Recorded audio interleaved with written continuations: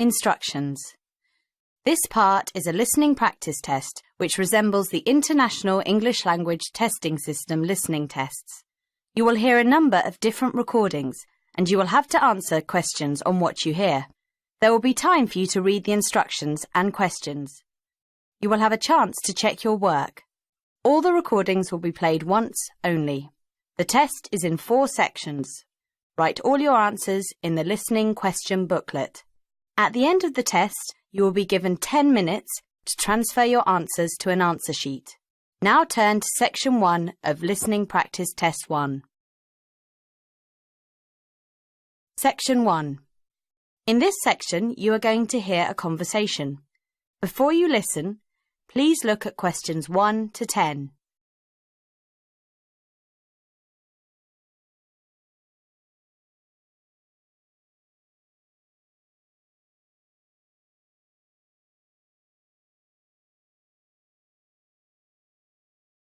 Now listen to the conversation and answer questions 1 to 10. Rita speaking. What should I do for you? Oh, hi. I'd like to order some stationery. Could I know your name? Jackson Paris. Right. Can I just confirm your account number and the name of your company, Jackson? Sure. The number is 692411. 692411. Right. And you're from Rainbow Computer? No, the company is Rainbow Communications. Oh, OK. I'll just fix that on the system. Communications. And what would you like to order, Jackson? Envelopes. We need a box of A4, that is, normal size envelopes. White, yellow or manila? We'll have the plain white, please, but the ones with the little windows. OK, 1 box. A4, white. Just 1 box, was it? On second thoughts, make those 2 boxes. We go through heaps of envelopes. As a matter of interest, are they made from recycled paper? No, you can't get white recycled paper. The recycled ones are grey, and they're more expensive, actually. Right, we'll stick to white then. Something else, Jackson? Yes, we need some coloured photocopy paper. What colours do you have? We've got purple, light blue, blue, light green, whatever you want pretty much. There are 500 sheets on the pack. Let me see. We're going to need a lot of blue paper for our new price lists. So can you give us 10 packs, please? Make sure it's the light blue, though. 10 packs of the light blue. Anything else that we can help you with? Let me think. What else do we need? I'm sure there was something else. Pens, paper clips, fax paper, computer supplies, office furniture. Oh, yes. We need floppy disks. Do you have those nice coloured ones? Yes, but they're a bit more expensive than the black ones. That's all right. I'm not paying anyway. Right, floppy disks. What about diaries next year? We've got them in stock already, and it's a good idea to order early. No, I think we're all right for diaries, but something we do need is one of those big wall calendars. You know, one that shows the whole year at a glance. Do you stock those? We certainly do. OK, can you include a wall calendar then, with the other stuff? Just make sure it's got the whole year on the one side. Sure. And do you have a copy of our new catalogue? No, I don't. But would you send one? Yes, I'll pop one in with the order. You'll find it a lot easier to remember what you need if you have our catalogue in front of you next time. Yes, good idea. And when can you deliver this? Should be with you tomorrow morning. Can you make sure that it's not after 11:30 a.m? Because we have to go out at 12. There's only myself here on Fridays. Fine. I'll make a note in the delivery docket that they should deliver before 11:30. Thanks very much. Thanks. That is the end of Section 1. You now have half a minute to check your answers.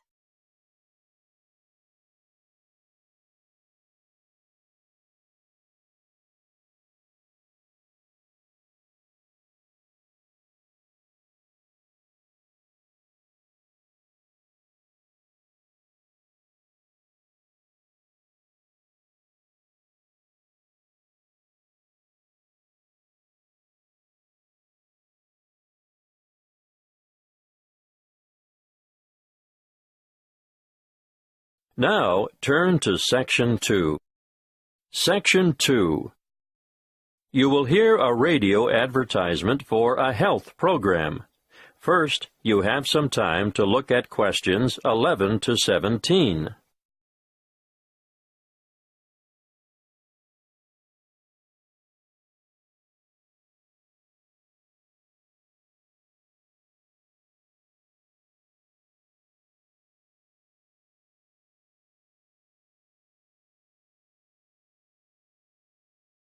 Listen carefully and answer questions 11 to 17.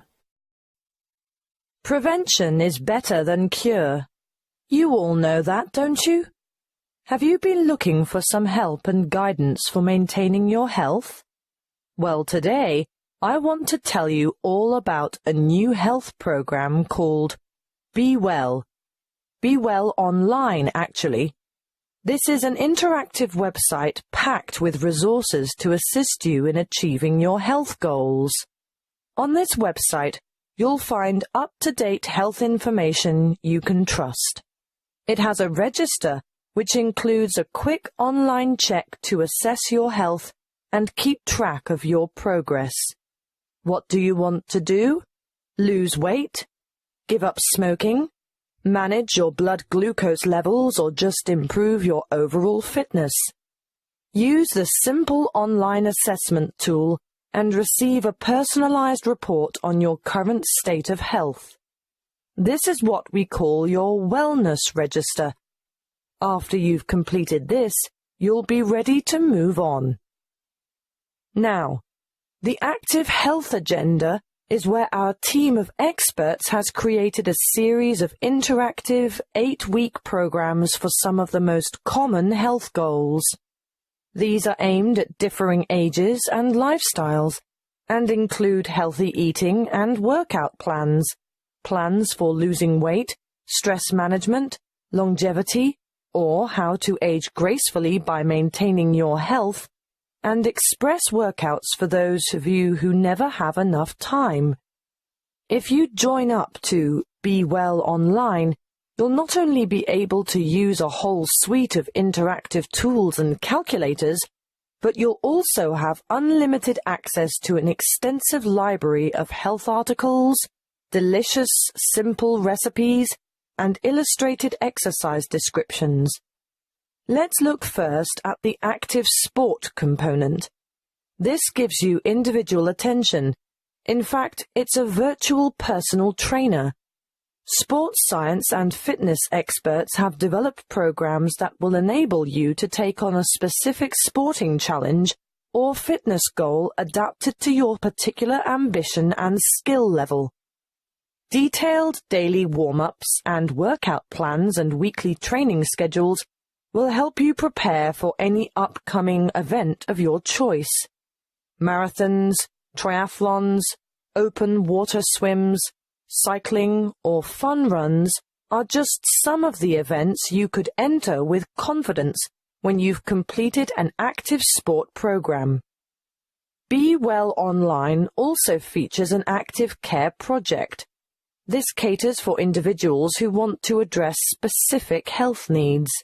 The 4 courses in most demand are Stop Smoking, which will give you strategies, email support, and reliable tools and resources to help you quit smoking forever. Then there is Glucose Management, a self-care program designed for people with high blood sugar, which will help you manage your condition and improve your overall health. Obviously, heart health has a large following. It's basically all about lifestyle modification, where you will take a course of action with the aim of improving your cardiovascular health. Those of you who suffer from neck and/or back pain will benefit from the Back Care program, but we're talking about minor troubles here. Anything major should be attended to by a qualified physician in person. So, what are you waiting for? Register today at bewellforlife.com. Before you hear the rest of the talk, you have some time to look at questions 18 to 20.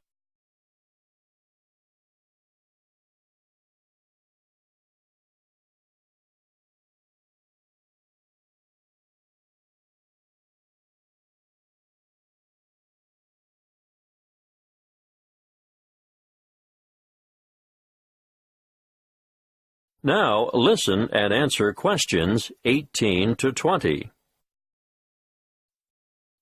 Okay, I can hear some of you saying that you don't have enough willpower to go through with our online program. Well, just for people like you, we offer Be Well Coaching. What is it? It's a telephone-based service that will give you the extra support, motivation, and techniques that will provide the impetus for you to bring about permanent changes. Who runs it? The course is delivered by experienced health coaches, as well as qualified exercise physiologists, dietitians, and nurses. Who can use it? Well, this service is really for those of you who have serious health concerns like diabetes, arthritis, or high blood pressure. I know there are many of you out there who could benefit from this. How does it work? Your health coach will provide assistance as you develop a plan and maintain regular contact over a period of 6 months to help you stay on track. You'll also get access to a phone-in service for extra support if you need it, and you'll be provided with health information specifically targeted at your individual problem. Now, what could be better than that? That is the end of Section 2. You now have half a minute to check your answers.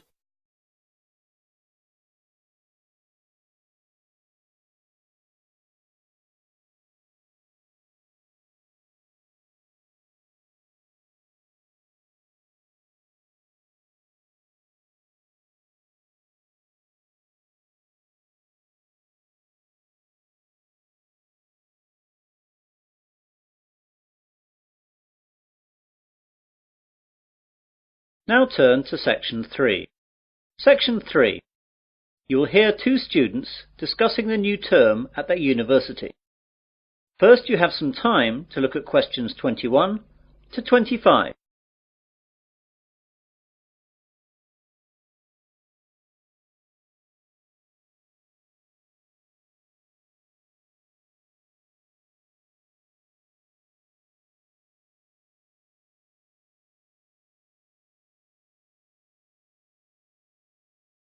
Now listen carefully and answer questions 21 to 25.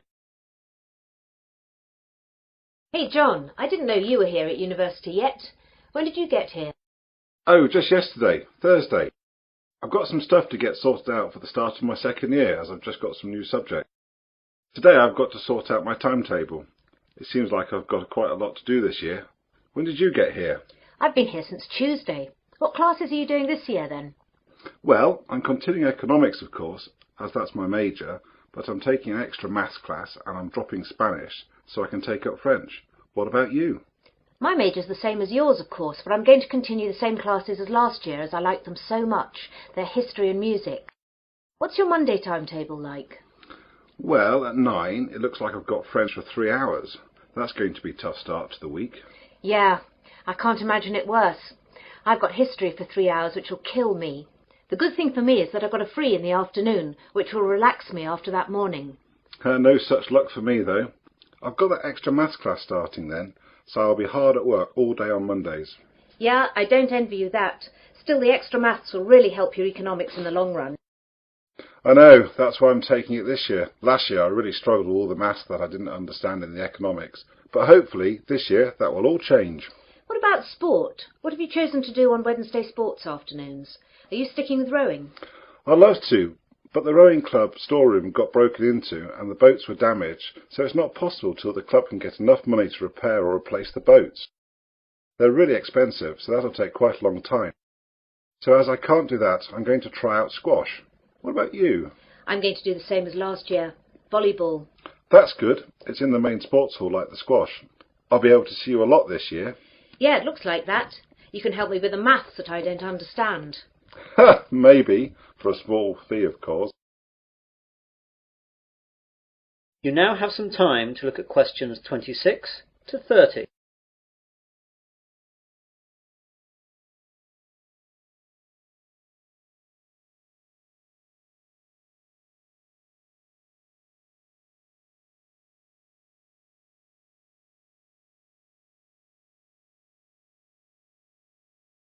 Now listen to the rest of the discussion and answer questions 26 to 30.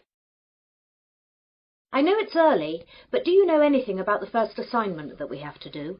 Yes, it's already up on the Economics faculty notice board. There's a choice of essays up there. I think there are about 10 you can choose from. I can't remember any of the titles though, apart from the one that I think I'm going to write about. What's that one then? It's about the short-term future of third world economies. Ooh, I don't like the sound of that. It seems very wide-ranging. It is, but remember that I spent some of the summer vacation travelling in Africa and Asia, so that has made me more interested in the subject, and I've also got some first-hand ideas on the subject. Does the essay list mention how long the essays have to be and the deadlines? Yes, you remember last year all the essays had to be 3,000 words in length. Well, that's gone up by 1,000 words. Oh no, they'll take ages. I know, I was hoping that they'd stay at 3,000 words, or only go up to 3,500, but no luck, I'm afraid. What about the deadline? The first one has to be in by the 30th of October, and the second one by the 30th of November. It looks like one essay a month like last year. Well, at least that hasn't changed. But as it's the end of September now, that leaves only a month to get the first one done. I'm going to have to get onto that straight away. Yes, you'd better. If you want to talk about it, I'm going to be at the campus cafeteria at 1:30 for lunch. We could go over some questions. I can't then, as I'll be in the sports hall working out. How about 3 this afternoon at the Economics Common Room? That seems okay. We'll be right by the Economics course office where the questions are, so that'll be convenient for checking up on them. OK, see you then. Bye. Bye. That is the end of section 3. You'll now have half a minute to check your answers.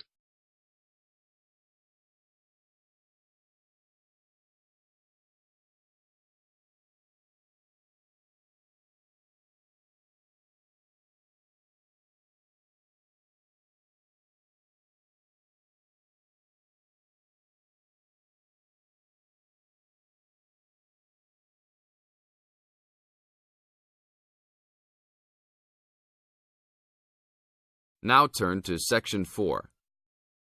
Section 4. You are going to hear a lecture. First, you have some time to look at questions 31 to 40.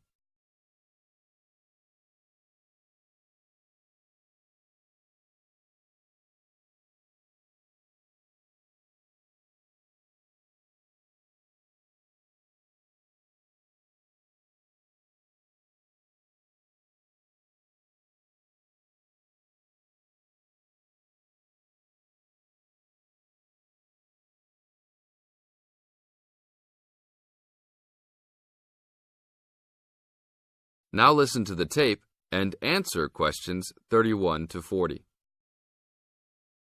I'd like to introduce Rebecca Bramwell, an artist and illustrator who has come along today to talk to you all about getting your first job or commission as an artist.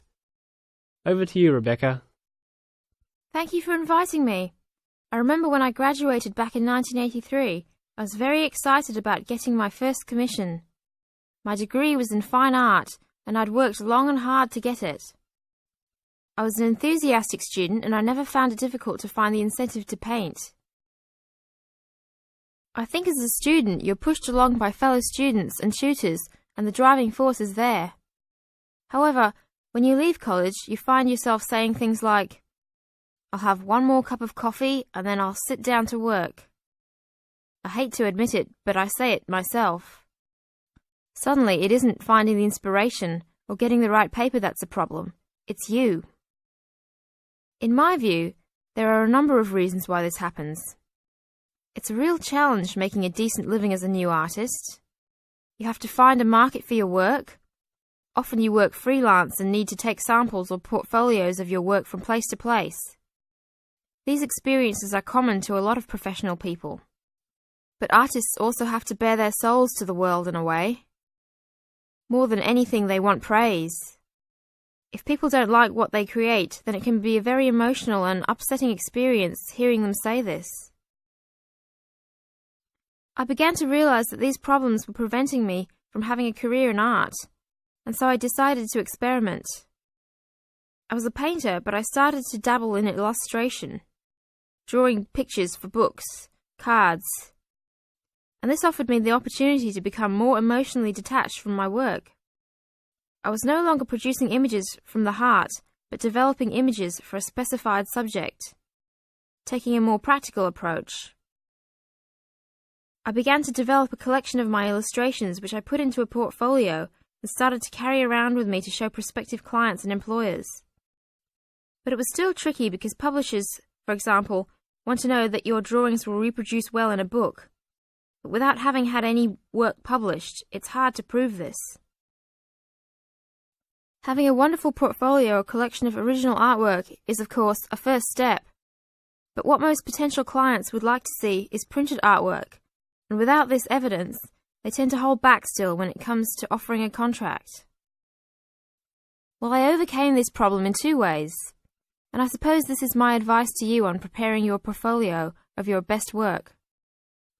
The first way was by submitting my work for a competition. The one I chose was for a horoscope design and was sponsored by a top women's magazine. There are a few of these competitions each year, and they offer new illustrators an opportunity to showcase their work. The other approach I took was to design and print some mock-up pages of a book. In other words, I placed some of my illustrations next to some text in order to demonstrate how my work would look when it was printed. Perhaps I was lucky in that I had taken a degree that provided me with all-round creative skills, so that I could vary my style and wasn't limited to a certain technique. I think that is important.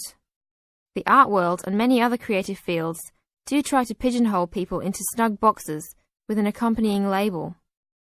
I think you should try to resist this if you feel it happening to you. If you don't, you'll find it difficult to have new work accepted if you try to develop your style at a later stage in your career. Nevertheless, when you start out, and particularly when you're going for an interview, it's important not to confuse people by having a lot of different examples in your portfolio. One remedy for this is to separate your work into distinct categories. In my case, I did this by dividing my design-inspired illustrations from my paintings. It is then easier to analyze the market suited to each portfolio, such as magazines, book jackets, CD covers, etc. Working under two names is also useful, as it clarifies the different approaches and offers a distinction between them. I think it's been hard for artists to be recognized in anything other than the pigeonholes that they have been placed in. Luckily, these barriers are slowly being demolished. This is the end of Section 4. You now have 30 seconds to check your answers.